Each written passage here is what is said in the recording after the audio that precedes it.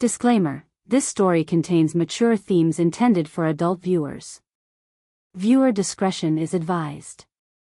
The house was wrapped in silence, the kind that comes only when the world outside is asleep, and so is the man down the hall.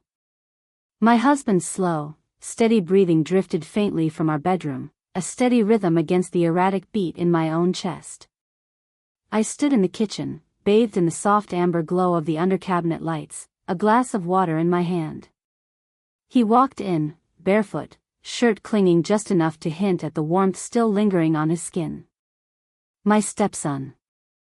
His eyes met mine, and for a moment, neither of us looked away. There was nothing overt in the gaze, yet it lingered, a second longer than it should have.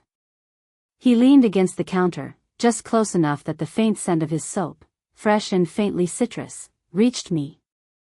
My fingers tightened around the glass, condensation slick against my palm.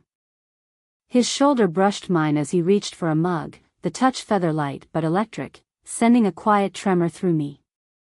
Our voices, when we spoke, stayed low, not because we needed to whisper, but because it felt like the moment demanded it. His words seemed to hang in the air a beat too long before I answered, each syllable a slow slide between us. The space narrowed without us meaning to, or maybe we did. His arm rested on the counter beside me, closing me in without touching, and I felt the heat of his presence bleeding into me.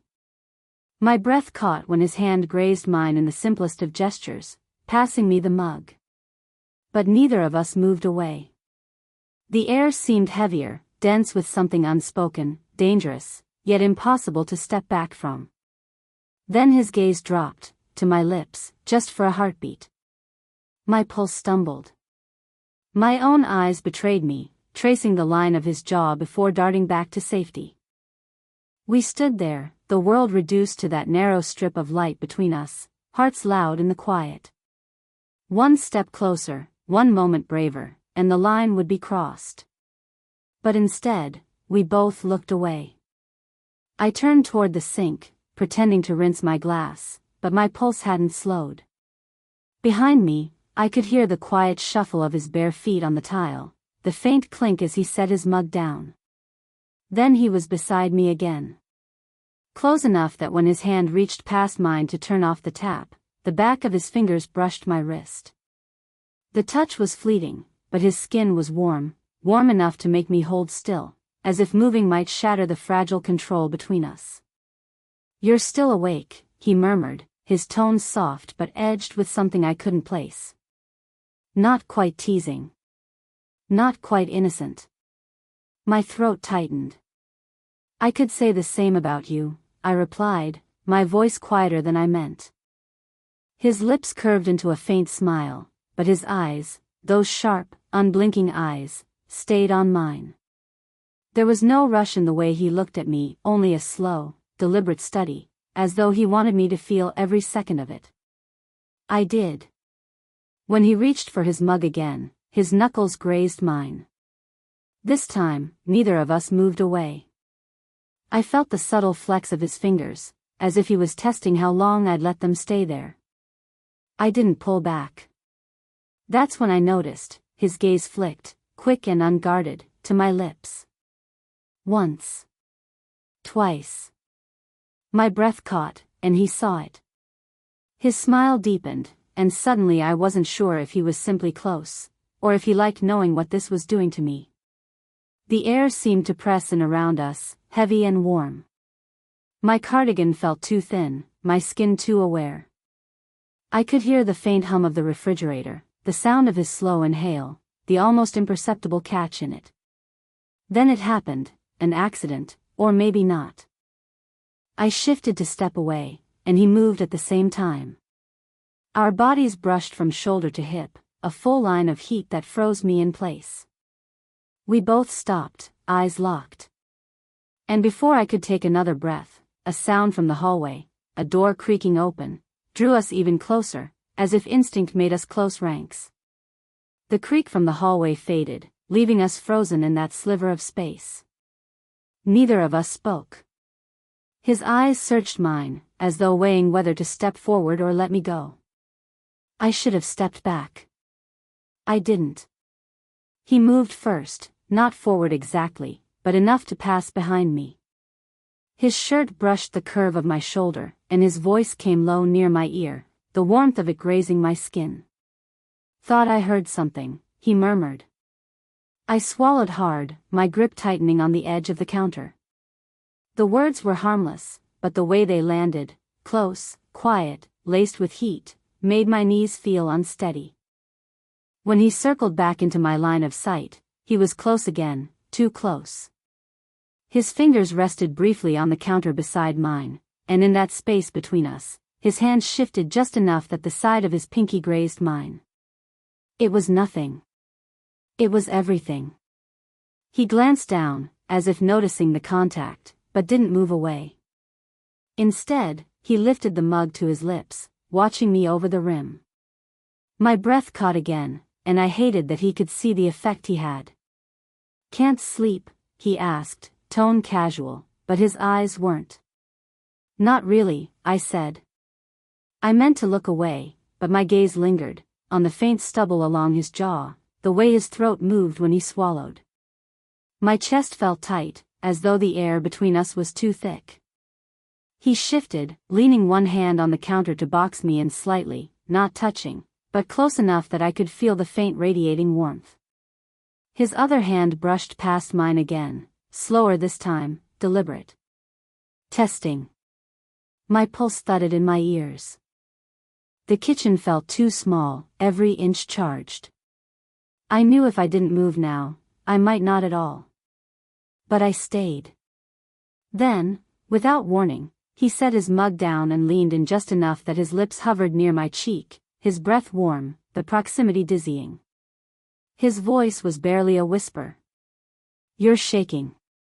And then, his hand began to lift, as if to touch my face. His hand hovered near my face, close enough that I could feel the faint warmth radiating from his skin. I didn't move. Couldn't. The space between us seemed to narrow on its own, like the air itself was pulling us together. His breathing had changed, slower, deeper, each inhale brushing across my cheek. Mine matched it without meaning to, until I was caught in the rhythm, every exhale grazing the edge of his jaw. "You're still shaking," he said, softer this time, almost amused. His thumb ghosted over my cheekbone without fully touching, a maddening almost contact that made my skin prickle. I tried to laugh it off, but the sound came out quieter than intended. "Maybe you're just imagining it." That earned me the faintest smile, not sweet, not harmless, but edged with something sharper. He stepped in just enough that his knee brushed mine, subtle but deliberate. "You're sure?" he murmured. His gaze dropped again, that quick flicker to my mouth before he caught my eyes once more. My pulse hammered. I shifted, intending to create distance, but my hand grazed his in the movement. He didn't move away. Instead, his fingers turned slightly, letting the side of his hand rest against mine.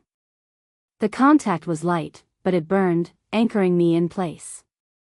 His other hand, still lifted, began to drift lower, slowly tracing the air beside my jaw, stopping just at the curve of my neck. Not touching, just there. Waiting. The kitchen felt different now, smaller, heavier, as though the walls had leaned in to watch. The hum of the refrigerator seemed louder, the rest of the house impossibly quiet. I knew we shouldn't be this close. I knew the risks. But my body didn't seem to care, leaning the slightest fraction toward him, just enough for our shoulders to align.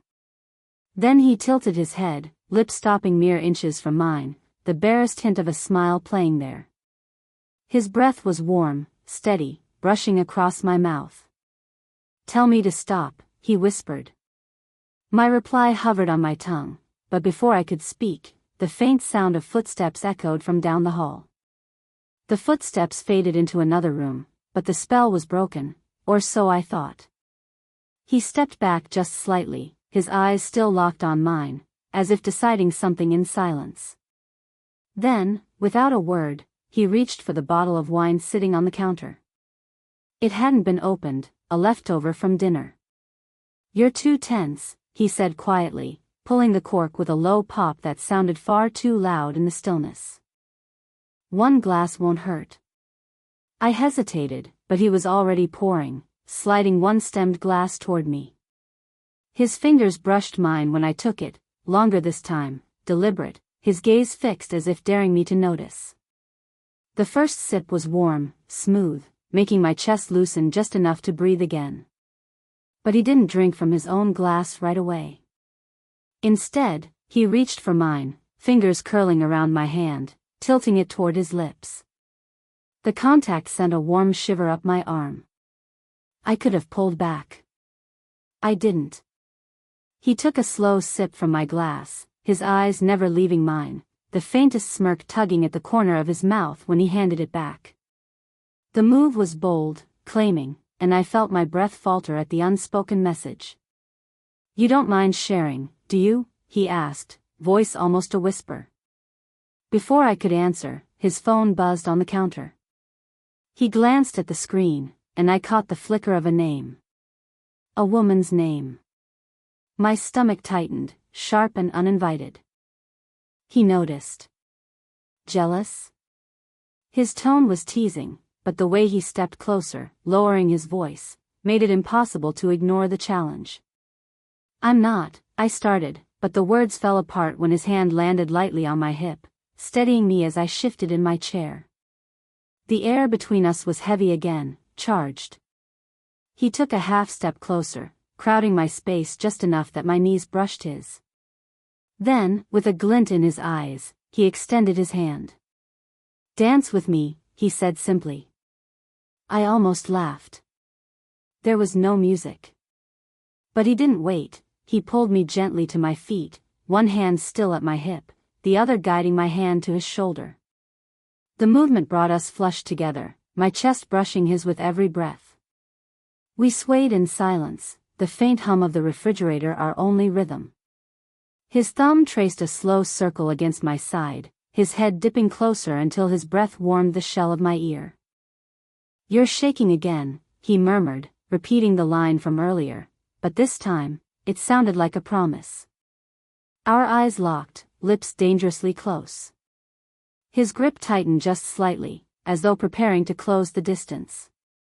And then, the sound of the front door unlocking split the air. The front door swung open, the sound ricocheting through the quiet house.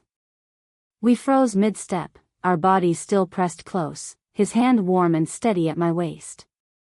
My breath caught, but he didn't let go.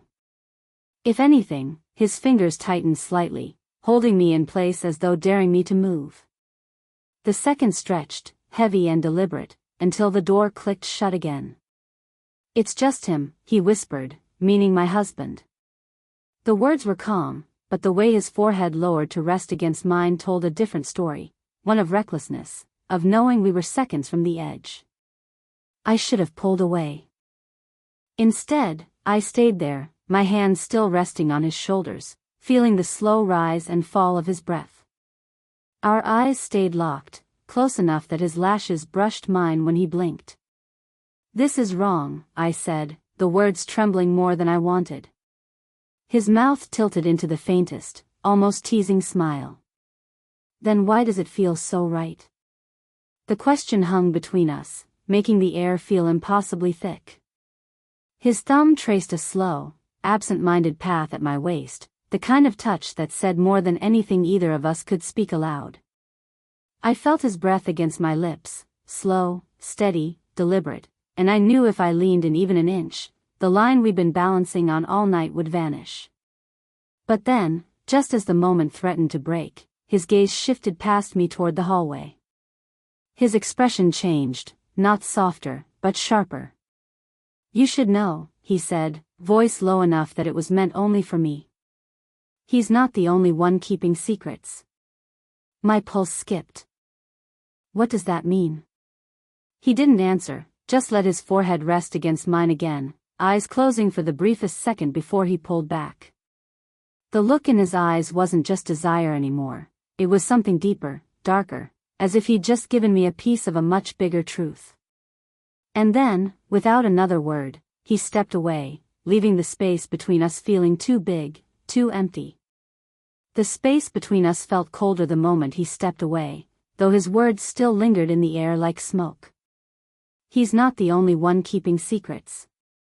I should have pressed him, but the sound of my husband's voice calling from the hallway made my throat close. He was only asking if I'd locked the front door, oblivious to the fact that his stepson and I were standing in the kitchen, our breathing still uneven.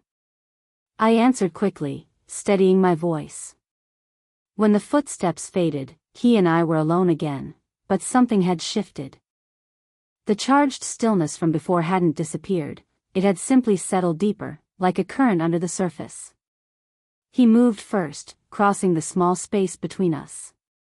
This time, there was no bold smirk, no teasing remark. Just a quiet, steady look as he stepped close enough that our shoulders brushed. His hand lifted, hesitated, then rested lightly at my back. It was nothing more than a hug, safe, simple, but the way he held it spoke volumes. His breath was warm near my ear, his chest firm against mine, and for a moment, I felt the same heat that had burned through every near miss tonight. When he pulled back, he didn't let go right away. His eyes met mine, holding a secret that I wasn't sure I wanted to hear. The corner of his mouth curved just slightly, not a smile of goodbye, but one that promised something unfinished. "Good night," he murmured. I nodded, turning toward the hallway, but paused at the doorway. My fingers tightened around the glass in my hand, the same glass from earlier, still faintly warm where his lips had touched it. I didn't look back, but I felt his gaze following me. By the time I slipped into bed beside my husband, the kitchen felt like another world. The glow of the lights, the scent of his soap, the unspoken words, they all clung to me like the faint hum of electricity after a storm. And just like at the start, I knew this wasn't over.